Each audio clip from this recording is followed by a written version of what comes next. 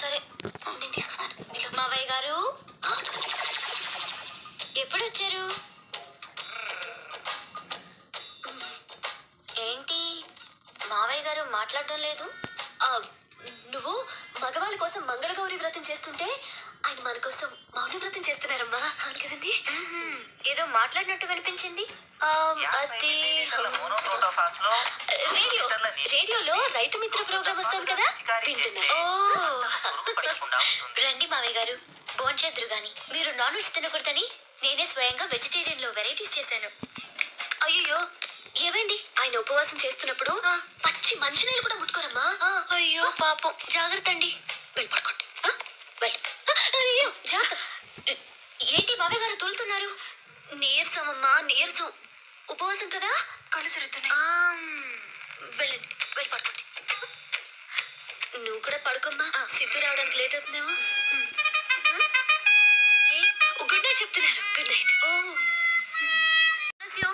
మా ఛానల్ లో పనిచేసే సిద్ధార్థకి బెస్ట్ న్యూస్ రిపోర్ట్ అవార్డు. ఎవరిగా అవార్డు వస్తే మీకెందుకండి? ఐ సెడ్ సిద్ధార్థ అనే వ్యక్తికి అవార్డు.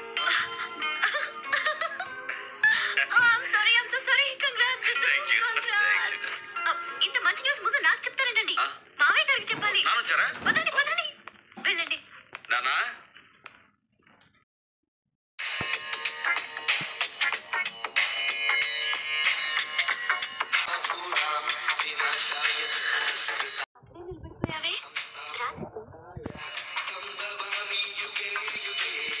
నాన్నకేమైంది? ఏం కాలేదు. మెడిటేషన్ చేస్తున్నారు. మెడిటేషన్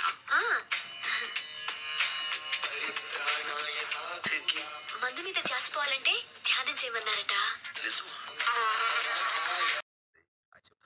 అవునా? కంగ్రాట్స్ సిద్ధు. ఇప్పుడు నేను చెప్పింది నాన్నకి వినిపించుంటుందా? విన్నాడు. ఆశీర్వదించండి. సరే నాన్న మెడిటేషన్ చేసుకోండి. వస్తాను.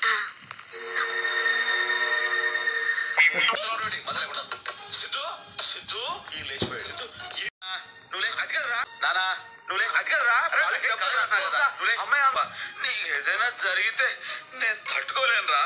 బాధ వచ్చేస్తుంది. బాధ ఏది మళ్ళీ అను. బాధ వచ్చేస్తే నాన్న. ఏది ఒకసారి ఊదు. అక్కడ కాదు నా మొహం మీద ఊదమంటే పీలుస్తావేంటి? నీకు అడుగు తిరుగుతాయి నాన్న. ఏం పర్లా ఊదు. మందు కొట్టావు అంటే మాట ఇచ్చి ఏంటి నాన్న ఇది? సిగ్గులేదు. సిగ్గులేదు అంటావేంటి? నేను ఎవరి కోసం మందు తాగాను ఆడవేంట్రా? ఎవరి కోసం? నాకు నీకు అవార్డు వచ్చిందని ఆనందంలో ఫుల్ వేసేసా తప్ప. ఎవరు చెప్పాను నీకు? బతిమాలేదని కొంచెం కూడా గుర్తురా. లైఫ్ లో నువ్వు బాగుపడ. నువ్వు బాగుపడ.